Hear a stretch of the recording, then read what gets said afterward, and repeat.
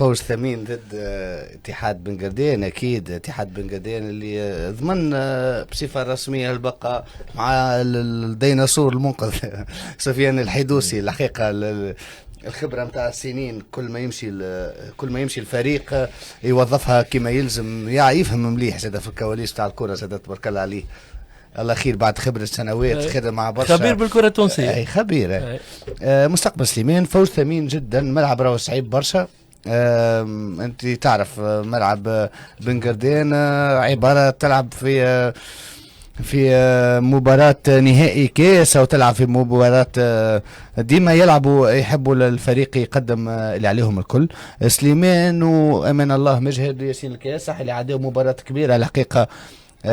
ثنائي هذاك كيف زاد على غرار كيف منوبي الحداد اللي منوبي في افضل الحالات نتاعو. منوبي مع كامل احتراماتي لمستقبل سليمان جمعيتي، لكن منوبي حداد يستحق انه يكون في الجمعيات من 5 الكبار. الحقيقه نحسه مظلوم، انا اعلاميا مظلوم رغم اللي احنا هون حكينا عليه، لكن منوبي حداد راهو في البوست نتاعو في اي لحظه نجم يصنع لك الخطر، يفسخ لك اي ملاعبي يكون موجود.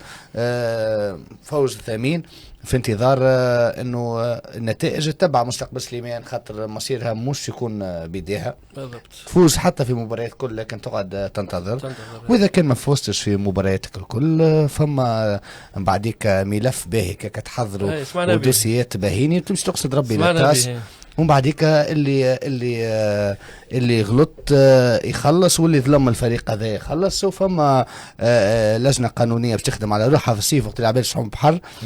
فما الهيئه نتاع مستقبل سليمان ولجنه قانونيه نتاعها لازم يخدموا مليح على الدوسي نتاعهم اللي باش يكون بصفه 70-80% ينصفهم، والفريق ماهوش باش يسقط للرابطه الثانيه. شنو هذا معناتها تخمينات؟ هذا معلومات مؤكده كيفاش معناتها؟ لا ماهيش تحكي على اساس كونه انت متاكد اللي في صوره ما، مش في صوره ما، على خاطر انت تو تحكي من منطلق انه سليمان في صوره ما تطيح راهي باش تمشي للتاس والتاس باش تنصفها، ودو فاسون سليمان ماهيش باش تطيح.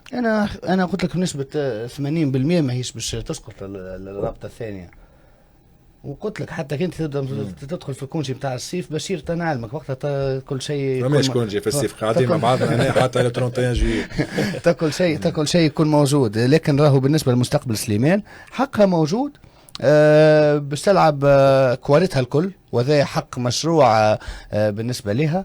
باش تتنازع مع شكون؟ اكيد مع الناس اللي خدمت في الرابطه، مع الناس اللي عينت المباريات نتاع مستقبل سليمان، مع الناس اللي همشت وما قدرتش خدمه نتاع ناس لمده اعوام بموارد ماليه نتاع انك تراسل انت الفريق قبل ب 24 ساعه وانت تمرمت فيه من ملعب الملعب.